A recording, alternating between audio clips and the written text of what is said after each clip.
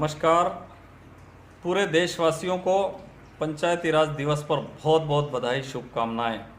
राजीव गांधी जी ने इस देश में एक सपना देखा था। उन्होंने देखा कि इस देश के लाखों करोड़ों जनप्रतिनिधि जो निरंतर समाज सेवा के क्षेत्र में काम करते हैं, लेकिन उन्हें मौका नहीं मिलता। कारण है कि देश में जनप्रतिनिधि मात्र 6000 बनते हैं। कोई विधायक, सांसद, राज्यसभा सदस्य, ये कुल मिलाकर के 6000 के आसपास कुल जनप्रतिनिधि बनते थे। लेकिन राजीव गांधी जी ने सोचा कि करोड़ों लोग जो निरंतर समाज सेवा में काम करते हैं, उन्हें भी मौका मिलना चाहिए। और उन्होंने उसी सपने को साकार करने के लिए भारतीय संविधान में 73 और 74वां संशोधन करवा करके इस देश को पंचायती राज दिया। और पंचायती राज के माध्यम से वो चाहते थे कि ग्रामीण क्षेत्र के लोग एक सशक्त नेतृत्व कर सके और आगे आए। इसके साथ ही हमारे मध्य प्रदेश में प्रथम बार पंचायती राज की स्थापना 1995 में तत्कालीन मुख्यमंत्री आदरणीय दिग्विजय सिंह जी ने की है और वो एक्ट लागू किया। उस समय पंचायत के जितने भी जनप्रतिनिधि थे, ग्राम पंचायत, जनपद पंचायत, जिला पंचायत, नगर निकाय क्षेत्र के जनप्रतिनिधियों को एक ताकत उन्होंने दी और उन्हें अधिकार संपन्न बनाया। उसका परिणाम ये हुआ कि क्षेत्र में और पूरे प्रदेश में तेजी से एक विकास की गंगा हमारे प्रदेश में बहने लगी और निरंतर हमारे यहाँ का जो गरीब, मजदूर, किसान और अंतिम पंक्ति का जो व्यक्ति है, वो मजबूत होने लगा।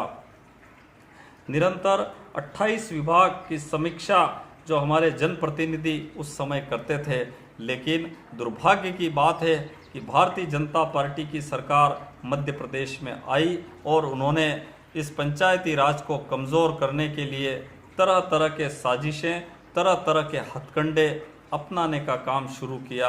और उसका परिणाम ये रहा कि हमारा जो जनप्रतिनिधि है, ग्रामीण क्षेत्र का जनप्रतिनिधि है, वो कमज़ोर होने लगा और उसको कमज़ोर करके विकास की जो एक गंगा बह रही थी, उसे रोक दिया गया।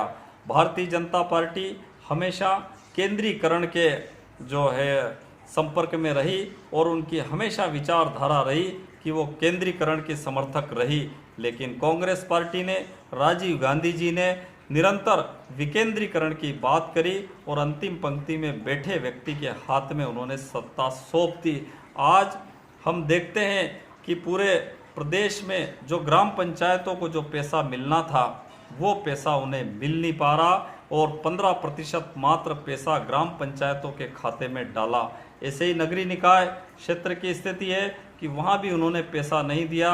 यांत्रिकी विभाग के माध्यम से जो काम होना थे, वो काम अभी नहीं हुए। भीषण गर्मी का समय है, जल संवर्धन के कोई कार्य हमारे यहाँ प्रदेश में कोई दूर दूर तक दिखाई नहीं दे रहे। डबरी खोदना, नलकूप खनन करना और इसके साथ साथ छोटे छोटे तालाब बनाना, वो कोई कार्य हमारे प्रदेश में अभी दिखाई नहीं दे रहे।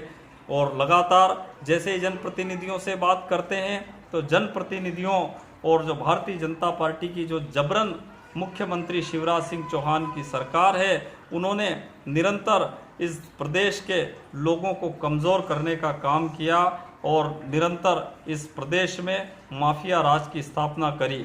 हमारे प्रदेश में माननीय मुख्यमंत्री कमलनाथ जी, तत्कालीन मुख्यमंत्री कमलनाथ जी थे, उन्होंने सोचा था कि हम पुनः जो पंचायती राज को मजबूत करेंगे, लेकिन वो नहीं हुआ। और जो जबरन मुख्यमंत्री ने करोड़ों रुपए में सरकार को गिरा करके स्वयं भू मुख्यमंत्री बनकर के प्रदेश के लोगों को ठगा लूटा है। मेरा देशवासियों से यही अनुरोध है कि हम सब लोग मिलकर के पंचायती राज को मजबूत करने के लिए, पंचायती राज को सशक्त और ताकतवर करने के लिए और अंतिम पंक्ति में बैठे हुए व्यक्ति को पुनः सत्ता देने के लिए, विकेंद्रीकरण करने के लिए हम इसके लिए अभियान चलाएं और पूरी शक्ति के साथ इस लड़ाई को लड़े। इन्हीं शुभकामनाओं के साथ तभी मैं सोचता हूं कि हमारे जो देश के स्वर्गीय राजीव गांधी जी का सपना साकार होगा, महात्मा गांधी जी का सपना साकार होगा, बाबा साहब अम्बेडकर जी का सपना साकार होगा और हमारे प्रधानमंत्री पंडित जवाहरलाल जी नेहरू उनका सपना साकार होगा, जिन्होंने इस देश में निरंतर पंचायती राज की स्थापना के लिए काम किया। इन्हीं शुभकामनाओं के साथ जय हिंद, जय भारत।